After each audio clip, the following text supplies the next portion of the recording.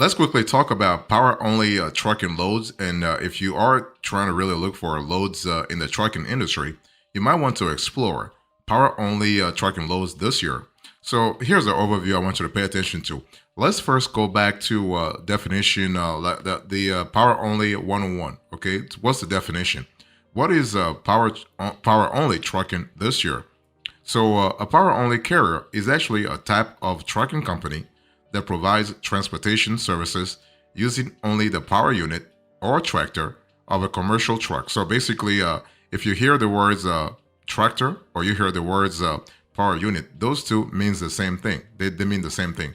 So, unlike traditional carriers that actually own and operate their own trailers, power only carriers do not own any trailers and instead rely on customers, brokers, or other carriers to provide trailers for them to haul. So it's one of those things where if you go with a power only trucking strategy, you are actually going to save money at least at the beginning. Okay. Now the power only carrier is actually responsible for attaching and hauling the trailer, but not for loading or unloading the cargo. So it's one of those things where the power only carrier is trying to make sure that they are limiting their responsibilities. They are actually mitigating risk. So this business model actually can be beneficial for you if you are a carrier because it allows you to focus on driving and operating your equipment while avoiding the costs and responsibilities associated with trailer ownership and maintenance. The thing is, when you have a trailer, there are responsibilities, there are costs, okay, that go along with with the ownership. So let me quickly talk to you about the benefits, the pros and cons when it comes to being power only. Let's first talk about the pros. There are actually several advantages of being a power only carrier. So you have flexibility, you have reduced expenses. I've already explained that. Okay. You also have improved efficiency. So that's really important. Improved efficiency. You have increased earning potential, and you have diversified customer base. Okay. So power only carriers have the opportunity to work with a variety of customers, including freight brokers, retailers, manufacturers, and logistics companies. And this diversification can help to ensure a steady stream of business and reduce the risk of relying too heavily on one customer. In other words, you are trying not to put your eggs in the same proverbial basket. Okay, you want to diversify so that if something were to happen with one customer, at least you know that you're safe because you are very well diversified, especially from a scalable point of view, like in the long run.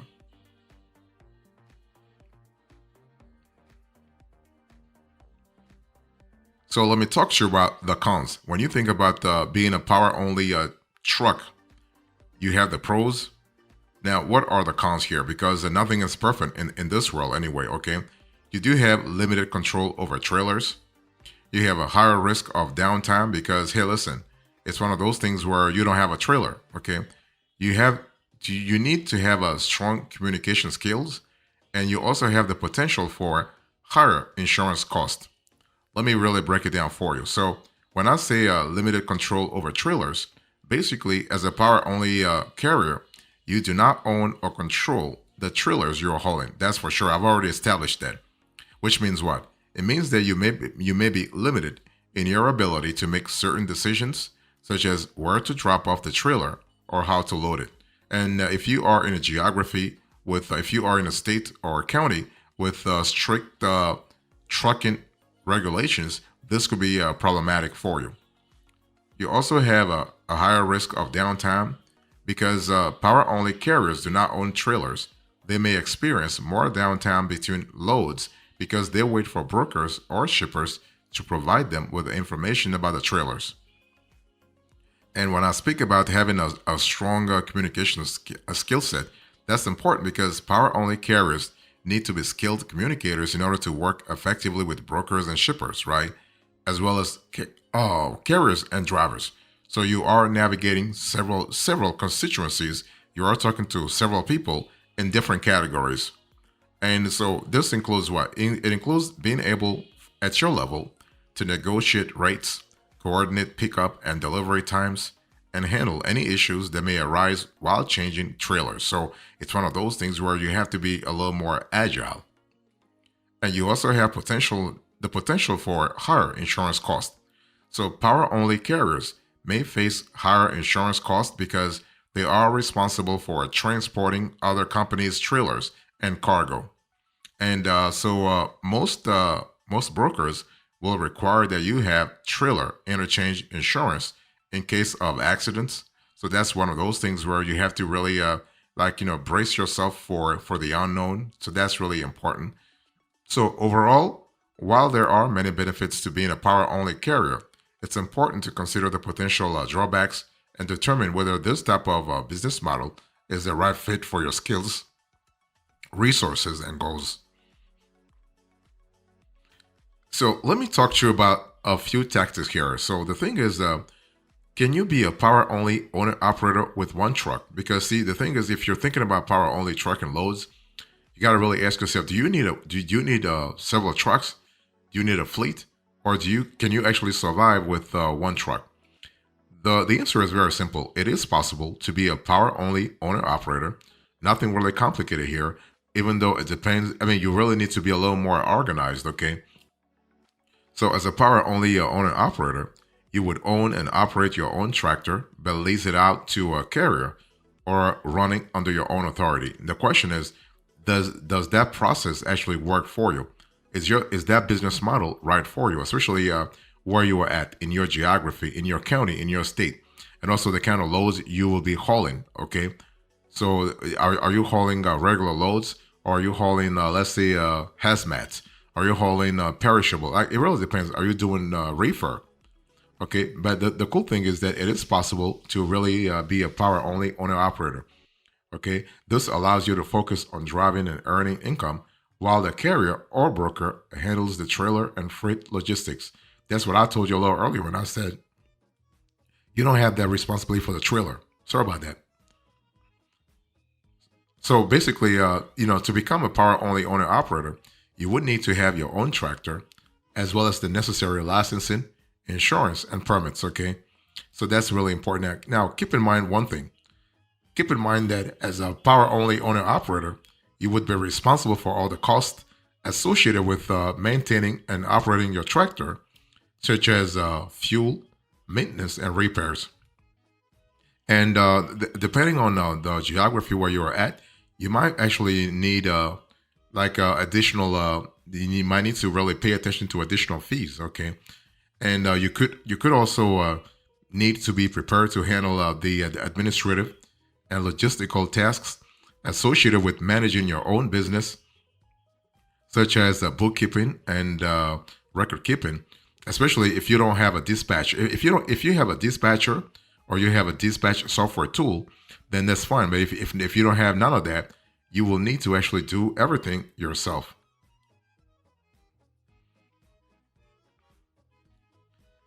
Now, let me explain to you how you can become a power only carrier this year. Okay.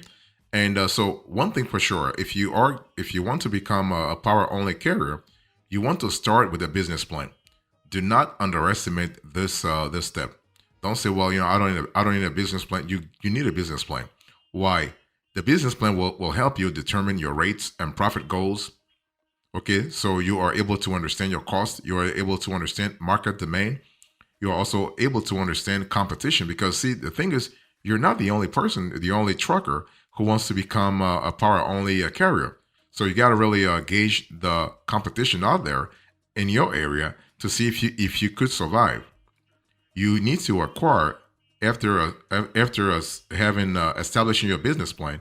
You want to acquire a power unit. So as a power only carrier, you will need to acquire one or more power units. Those are the tractors to haul the trailers or containers. You can either purchase new or used trucks or lease them from a trucking company. That really helps you. That can help you big time. Okay.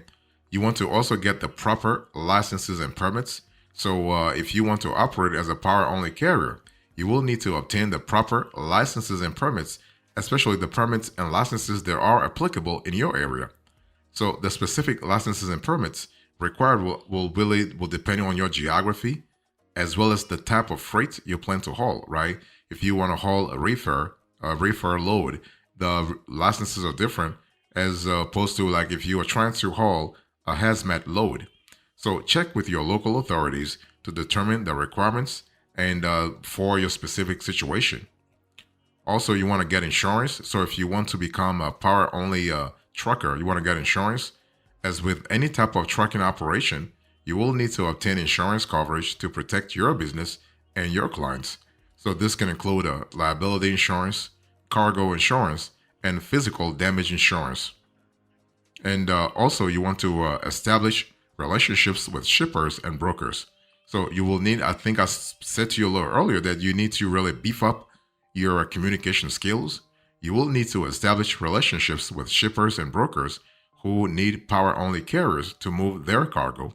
You can find shippers and brokers through industry associations, load boards, and you can also do so by networking with other carriers. You also want to manage your business, so you need to manage your business operations, the back office. So like things like dispatching, things like scheduling, things like financial management, and you also need to ensure compliance with regulations.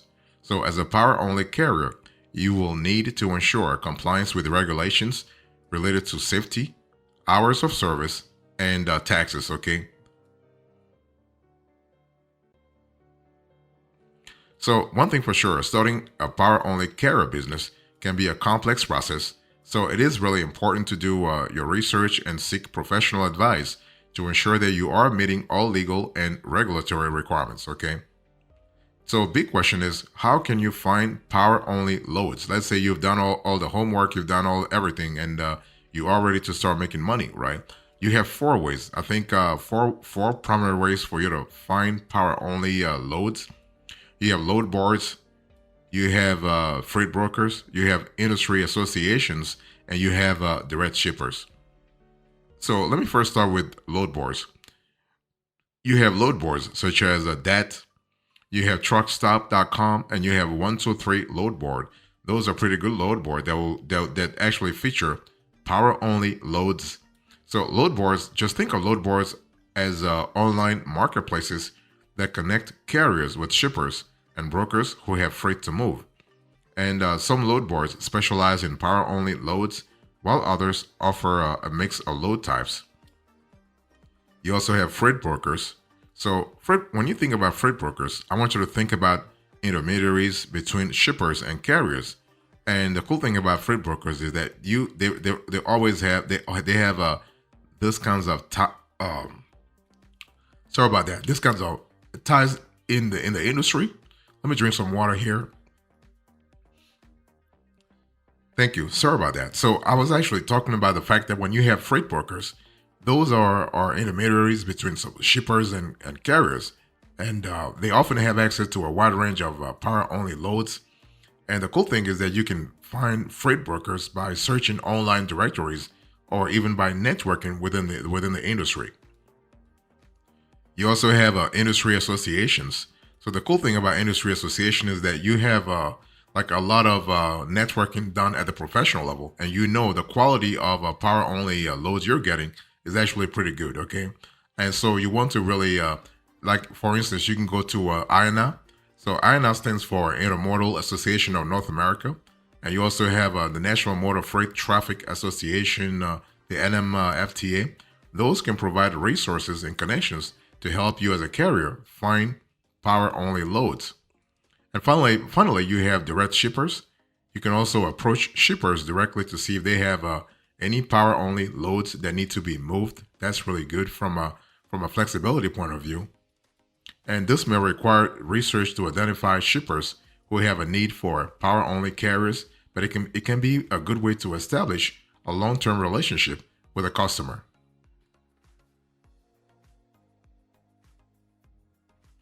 Let me give you a few facts here. So before I close to this conversation, it's important to understand that the best load boards for power only will depend on your geography. A little earlier, I gave you a few names, but depending on your geography, you might have to go for one versus the other. Let me go a little more granular here. I mean, you have 4 load boards. They're really great when it comes to power only, and especially when it comes to quality loads, because I want to insist on that. I want to insist on the quality aspect of things. So you have that, you have Truck Stop, you have 123 load board, and then you have next load. I mean, when I think about next load, for instance, next load is actually a load board that focuses on providing carriers with accurate and up-to-date load information. And the cool thing about this platform is that it really offers a variety of load types, including power only loads. You also you have a 123 load board. Here you have a platform that's really great in terms of giving you a wide range of load types, including power only loads. As a carrier, you can search for loads based on your location, preferred trailer type, and other criteria. You also have a truckstop.com. Here you have another popular load board that offers a dedicated section for power only loads. And the load board allows carriers to search for loads by location, trailer type, and other factors. And finally, you have that is actually one of the largest load board providers in the trucking industry. And the company offers a dedicated section for power only loads. And power only carriers can search for loads based on their location, preferred trailer type, and other criteria. So that's kind of cool from a flexibility point of view.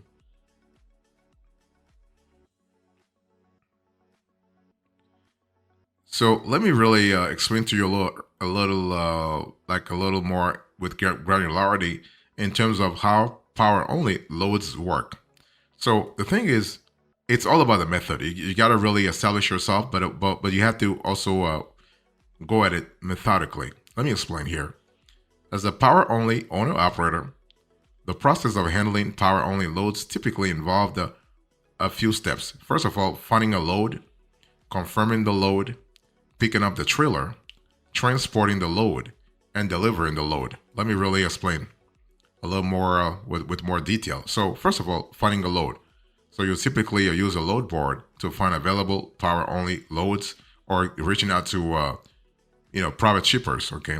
Once you find a load, you will contact the broker or shipper to negotiate the terms of the load, including the pickup and delivery dates, the payment rate, and any other details.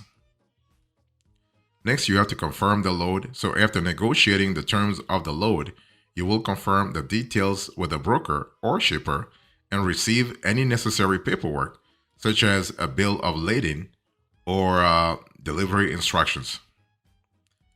Let's talk about picking up the trailer. So when you pick up a trailer for transporting a power only load, it will go one of two ways.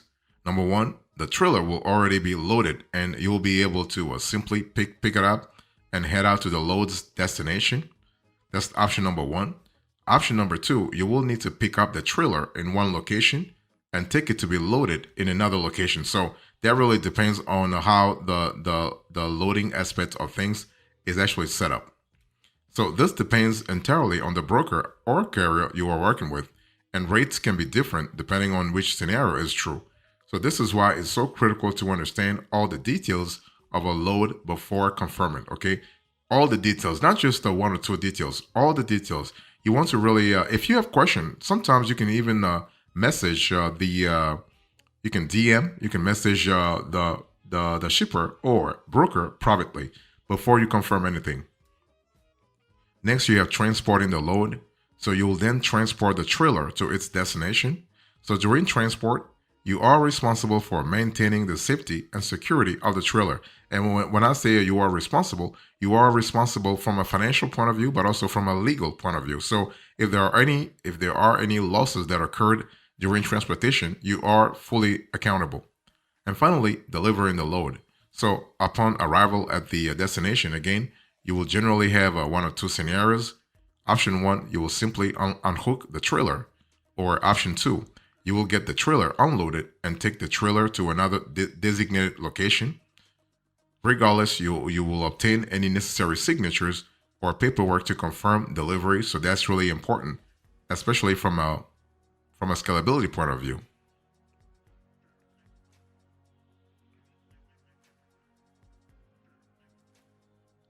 So in closure, into this conversation, I explained to you power only trucking loads, I give you the overview, the tactics, the facts, and now the closure. Thank you so much. God bless you. I'll see you next time. Until then, remember, stay marvelous.